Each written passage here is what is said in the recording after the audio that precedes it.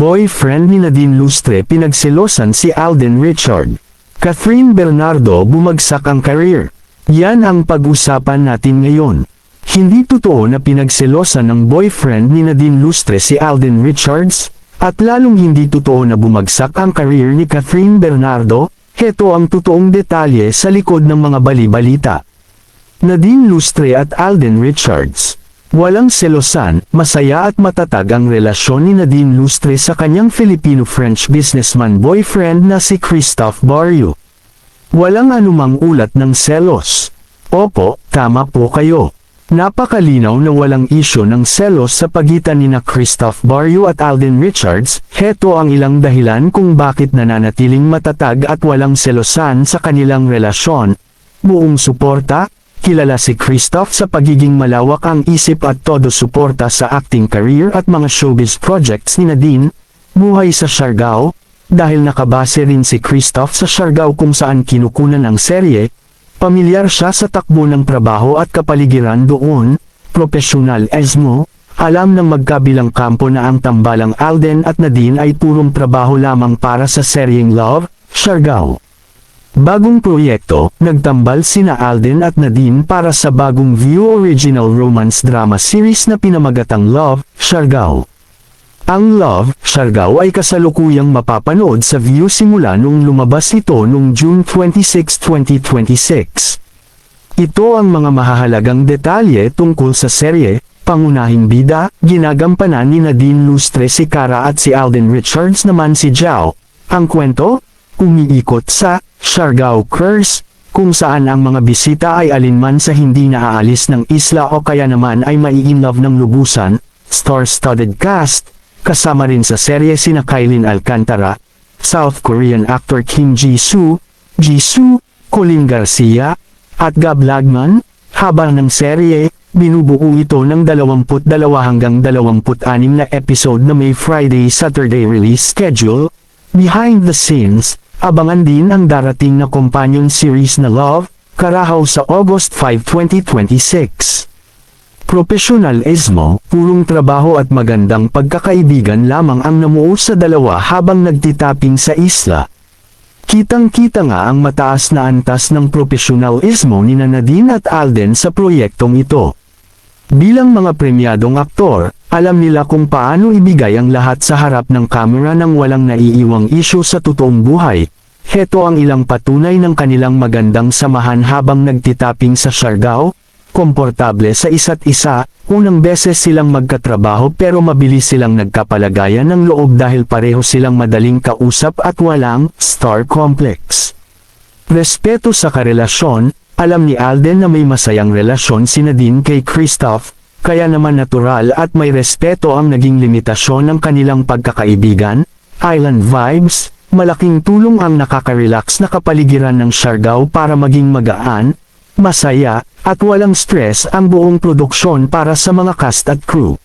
2. Catherine Bernardo, Laos, na nga ba?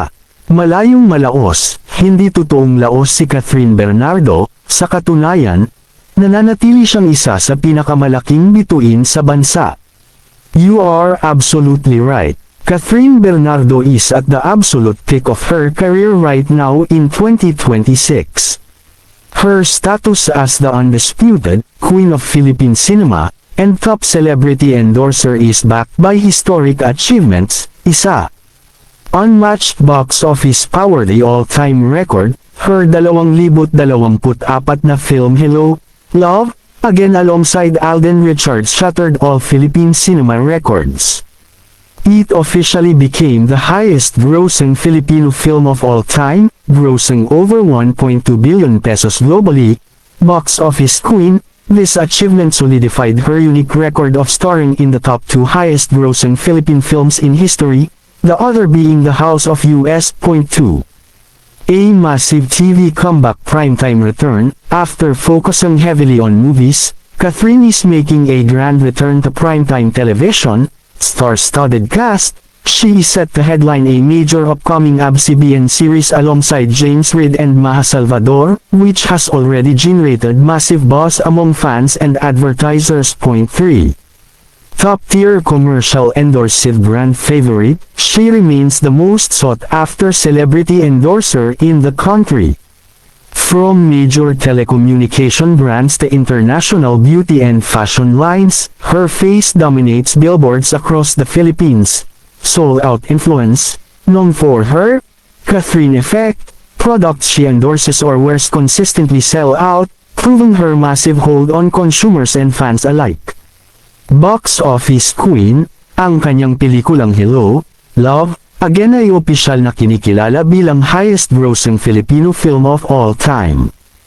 Opo, tama ang ulat at opisyal nang ang hawak ni Catherine Bernardo ang titulong ito kasama ang kanyang katambal na si Alden Richards, dahil sa makasaysayang takbo ng Hello, Love, Again. Narito ang opisyal na breakdown ng kanilang mga naging box office records.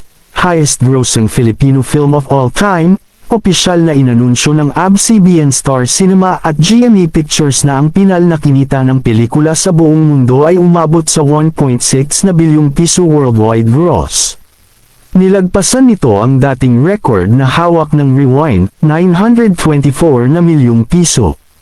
Unang bilyonaryong pelikula, ito ang pinakaunang pelikula sa kasaysayan ng industriya ng pelikulang Pilipino na nakalagpas sa 1 na bilyong piso mark sa worldwide box office.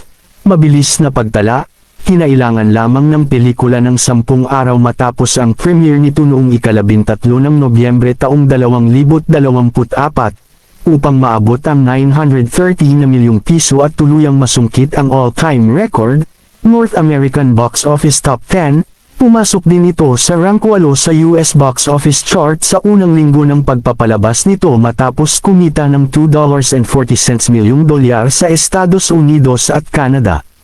TV comeback, kasalukuyan siyang naghahanda para sa kanyang engranding pagbabalik sa primetime television ng ABS-CBN kasama sina James Reid at Maha Salvador. Opo, formal na ngang nag-premiere ang inaabangang seryeng ito nitong Lunes lang, ika-27 ng Hulyo taong 2026.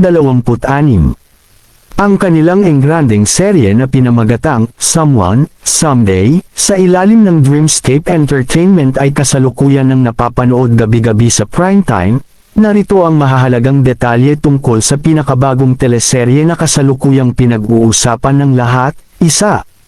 Ang kwento at genre romantic thriller, hindi ito tipikal na rom-com dahil pinagsasama ng serye ang modernong pag-ibig at matitinding misteryo.